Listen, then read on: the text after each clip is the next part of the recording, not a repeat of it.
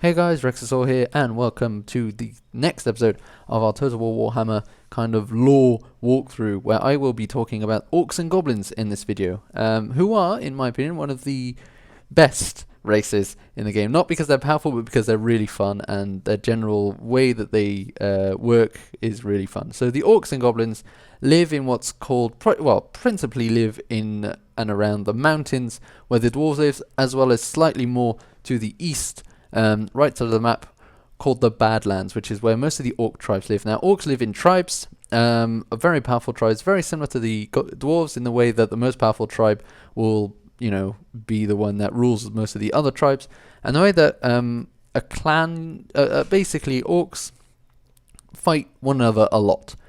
But once a clan is powerful enough and it defeats another clan, that clan gets put into the winning clan, and this continues until the clan grows to be massive. And usually when a clan becomes really big, they invade the neighboring empire and the dwarves, and this is what's called a warg. Now, a warg is led usually by a orc warlord or war leader, some of which the greatest orc war leader, for example, is called Gorbad Ironclaw. Here's a picture of him right now. He is the one orc who is sung throughout legend in Orcness to have gotten so close as to sieging the Emperor's castle. Now, during the Total War Warhammer, I think is going to be set way after that, because this is a part of history. Gorbad Ironclaw was then killed by the Emperor himself, or one of the Elector Counts. But yeah, so Gorbad Ironclaw did manage to invade most of the empire with his warg, which is great, but there hasn't been a warg that has been quite as powerful ever since. Now, the way that Orcs and Goblins kind of work in tribes, they're separated. It's called Orcs and Goblins, but there are Orc tribes and Goblin tribes, although usually once an Orc tribe is on its path to a warg, a lot of the Goblin tribes will join them, because, Orcs and Goblins love fighting, so why the hell not?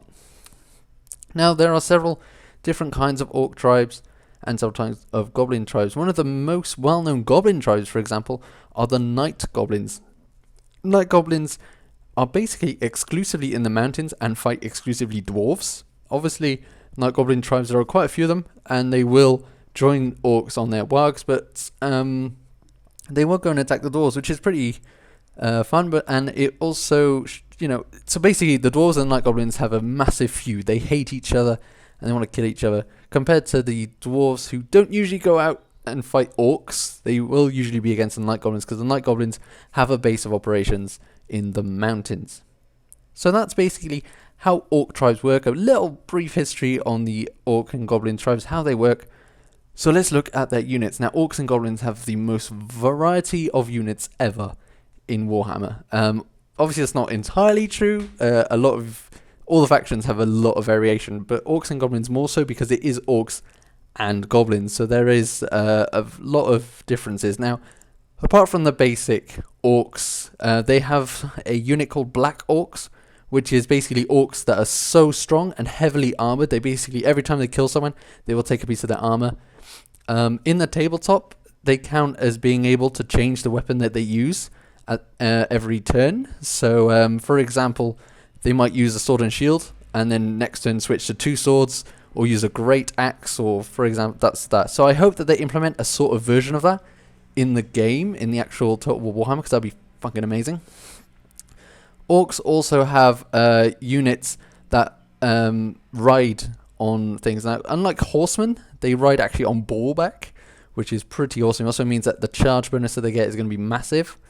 Goblins also have their own little things called wolf riders, which are basically just light cavalry, but they also ride spiders, and this is what's going to be so amazing. And it was shown in the trailer, the goblins on the spiderbacks, which looks so fantastic. And the goblins, I'm getting really excited about this. But goblins on spiders, the spider riders are going to be so awesome. And if there are inside battles, like I was talking about in the dwarf episode, if there are going to be battles that are inside mountains, hopefully, like, maybe not a whole being able to climb on walls kind of thing, but that would be so cool.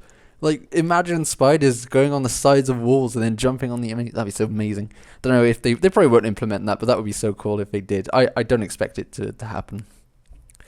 Now, orcs can also ride flying creatures like wyverns. Now, wyverns are really powerful. I believe they were also shown in the trailer.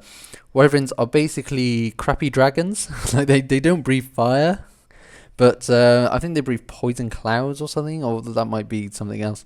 But orcs do have flying units, and wyverns are still pretty powerful, even though they're crappy dragons, because it is still like a flying monster of lizardness, with a massive orc on the back, slashing and everything. Now, so that's the flying unit that you can expect from them. Night goblins are very small spear units usually, but they also have this fantastic unit called the Fanatic. Now, the Fanatic in the tabletop is basically hidden inside a unit of goblins, and then when an enemy comes close, they unleash the Fanatic. So the Fanatic will go flying towards the enemy unit and has basically a spiked ball on a chain, and will swing it around and keep spinning and spinning and spinning and spinning, and will just destroy that unit basically. Well, it doesn't destroy it, but basically deals a lot of damage to it, which is fantastic, and I can't wait to see how that's going to be implemented, if it's going to be hidden or if the unit's going to be on the side and then they activate their Fanatic ability.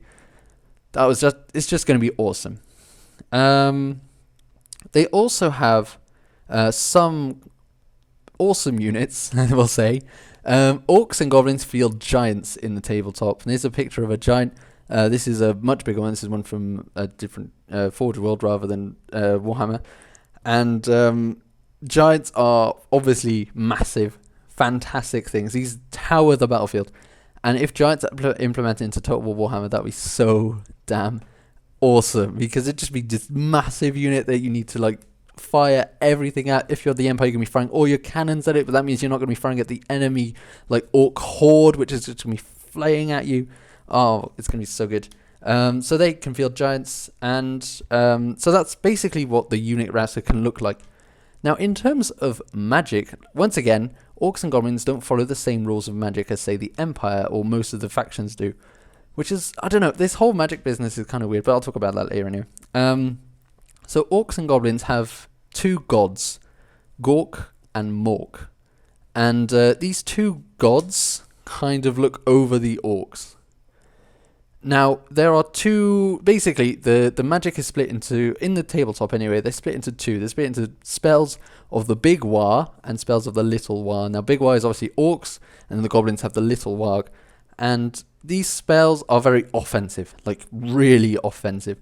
I think the goblin one's slightly less offensive, more buffy towards orcs and goblins, but they are very offensive. You have spells such as the Foot of Gork, where basically the foot of the god himself slams down onto the battlefield and like deals damage and flattens all of the enemies underneath that foot. So seeing a spell like that implemented into the game is just going to be so like awesome to look at. Just like, oh, look, here's some Empire horsemen, slam a foot from the sky kind of deal. It's just the potential of, especially the offensive spells with the orcs, is just the funnest. I mean, with the Empire as well, it's going to be the same. But that's going to be an interesting way to see it, because also the way that the magic works is that the more of your units are in combat, the more powerful your spells become. So that is going to be a fantastic mechanic in the game if that's implemented for the orcs.